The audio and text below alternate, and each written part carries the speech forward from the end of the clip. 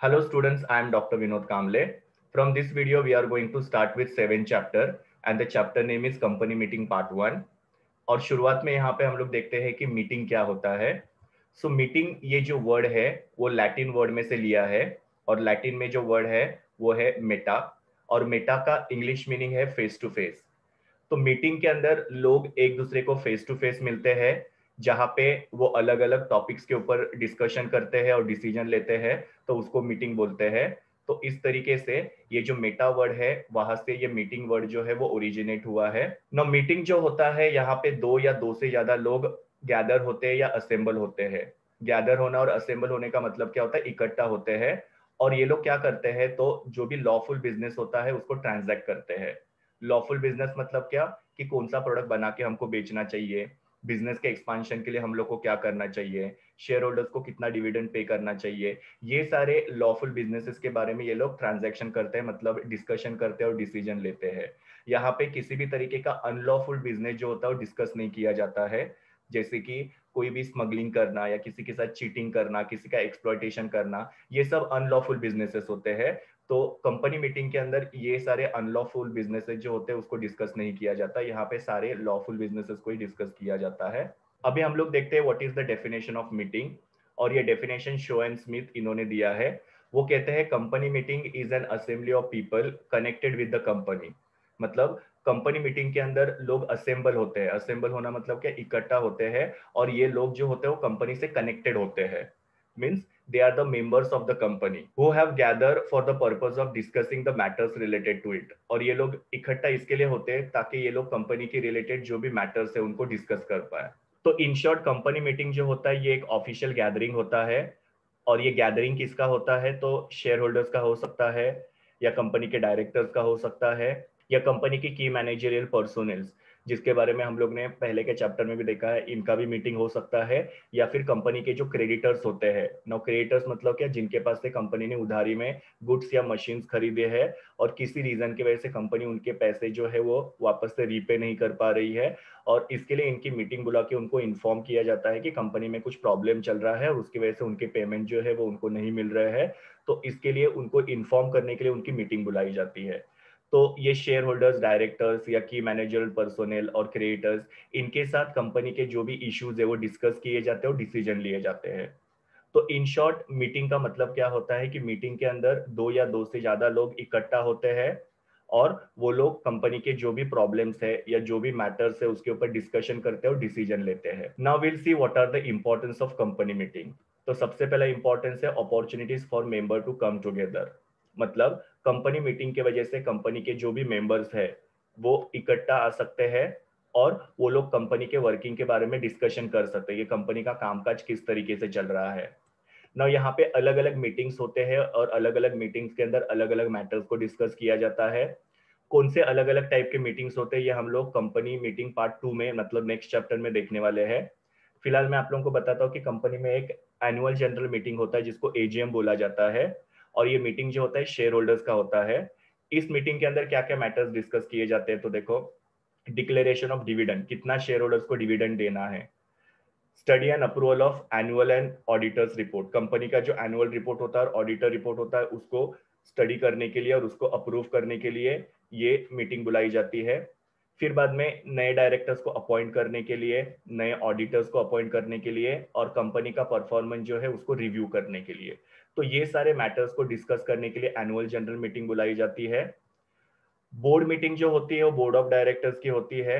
और board meeting के अंदर क्या क्या मैटर्स डिस्कस किए जाते हैं, तो शेयर्स इशू करने के बारे में, call on share, call on share मतलब क्या, शेयर का जो भी पैसा बाकी है वो शेयर होल्डर से मंगवाने के लिए ये मीटिंग बुलाई जाती है। Four feature of share, four feature का मतलब होता है कैंसिलेशन ऑफ शेयर्स। अगर कोई शेयर होल्डर शेयर के पैसे नहीं पे कर रहा है तो उसके शेयर्स कैंसिल किए जाते हैं, उसके लिए बोर्ड मीटिंग के अंदर रिजोल्यूशन पास किया जाता है। अपॉइंटमेंट ऑफ स्टाफ, अगर सपोज कंपनी में किसी भी डिपार्टमेंट में कोई भी शॉर्टेज है तो वहां पे स्टाफ को अपॉइंट करने के लिए बोर्ड मीटिंग बुलाई जाती है। देन एक्सपांशन ऑफ बिजनेस, ये सारे मैटर जो होते हैं ये बोर्ड मीटिंग के अंदर डिस्कस किए जाते हैं। तो मीटिंग के वजह से कंपनी के जो मेंबर्स है वो इकट्ठा होते हैं और ये अलग अलग मीटिंग के अंदर अलग अलग मैटर्स को डिस्कस करते हैं। दूसरा इंपॉर्टेंस है minutes of the previous meeting. सबसे पहले मिनट्स क्या होता है, तो कंपनी के मीटिंग के अंदर जो भी मैटर डिस्कस किए या जो भी मैटर्स के ऊपर डिसीजन लिया उसका एक रिटर्न समरी होता है। मतलब जो भी डिसीजंस होते हैं उसके बारे में सेक्रेटरी नोट डाउन करके लेते हैं और उसको ही मिनट्स बोला जाता है।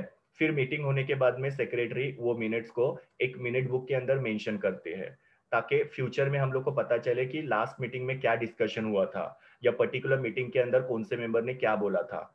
तो ये मिनट जो होते हैं ये कंपनी के मीटिंग का एक समरी होता है और ये एक कंपनी का ऑफिशियल रिकॉर्ड भी होता है कि कंपनी के अंदर क्या क्या डिस्कशन हुआ था और क्या क्या डिसीजन हुआ था। सो जब ये भी मीटिंग शुरू होती है तो सबसे पहले सेक्रेटरी अटेंडेंस लेते हैं और देखते हैं कि मिनिमम मेंबर जो है मीटिंग में प्रेजेंट है कि नहीं।